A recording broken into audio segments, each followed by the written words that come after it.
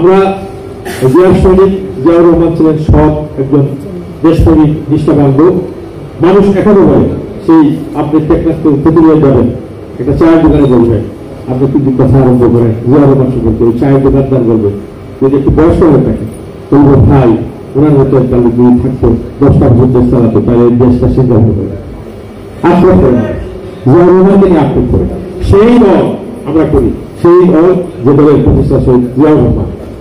এটা আমাদের গর্ব যে আমরা শহীদ জিয়াউর রহমানের আদর্শ শরীর। আমি হজ করেছি, হজে গিয়েছি, আমরা যারা মুসলমান আমরা তো হজ অনেকে হজ হয়ে যায়, ওখানে গিয়ে দেখলাম যে নিম গাছ,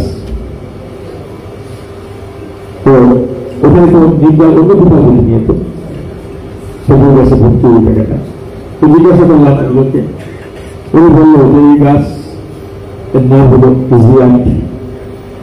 এটা জিয়াউর রহমান সাহেব যখন সৌদি আরব গিয়েছিলেন তখন অনুধাবন করেছিলেন যে এটা মরুভূমির মধ্যে যদি নিম গাছটা লাগানো যায় চারা যদি আমি দেই তাদেরকে, তাহলে এই নিম গাছের ছায়াতে মানুষ অনেক আরাম পাবে, আল্লাহর নাম নেবে, দোয়া করবে। এবং এই জিয়ার গাছ তারা এই নামও দিয়েছে জিয়া গাছ। সারা ওয়ার্ল্ড থেকে যখন যায় মানুষ, বিভিন্ন দেশের মানুষ যায়, মুসলমান আছে সারা ওয়ার্ল্ডে আছে, তারা কিন্তু দোয়া করবে জিয়াউর রহমানের জন্য। সেই একজন অলি, একজন আল্লাহ তাআলার এত নেক মানুষ, তার দোয়া আমরা করি। তিনি মরে যাওয়ার পর্যন্ত তার কি ছিল, তার যে ব্যক্তি পাওয়া গিয়েছিল, কোনো চেক নাই, কোনো ব্যাংক ব্যালেন্স নাই, কোনো কিছু নাই, সামান্য কিছু ইয়ে ছিল, পৌঁছবি ছিল, জানাবাদ ছিল, আর ওই কোনো কিছু উনি যে বেতন পেতেন ওই বেতন দিয়েছে তার সংসার।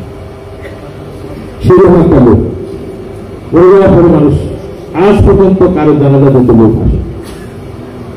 আমাদের দেশে কারো জানাজাতে এত লোক এখনো হয় নাই। এটা এত লোক হয়েছিল ওই সময় ঠিক 1981, আজকে 2025 সাল, এখন পর্যন্ত এটাকে যুক্ত করতে পারে এত জনপ্রিয় একজন মানুষ, তার দোয়া আমরা করি। সেই জন্য নিজেকে গর্ববোধ করবেন যে আমরা যা বিএনপি করি, আমরা জাসাস করি, ছাত্রদের করি, যুবদের করি, যেই করি, আমরা তো মূল দল হলো বিএনপি করি। জিয়াউর রহমানের আদর্শ সৈনিক আমরা দেশপ্রেমিক লোক। সেটা মনোভাবে যদি আমরা কাজ করি আমরা অসব কিছু করতে পারবো না। আমাদের নেতা বলছেন আমাদের সেই লোককে কাজ করতে হবে, মানুষের কাছে যেতে হবে, মানুষের মন জয় করতে হবে, ভালো কাজ করবো, মানুষকে ভালো উপদেশ দেবো। যে 31 দফা আছে 31 দফা বোঝানো মানুষকে হতো, যদি 31 দফা আমরা যদি মানুষের মনের ভিতরে গেঁথে দিতে পারি তাহলে আমাদের ছেলে কাটাতে হবে না। এই 31 দফা সব কিছু আছে, তো অত্যন্ত আধুনিক ভাবে সাজানো হয়েছে। জিয়াউর রহমান সাহেবের যে 19 দফা ছিল, এই 19 দফাকে আরো প্রসারিত করে করে এই 31 দফা দেওয়া হয়েছে।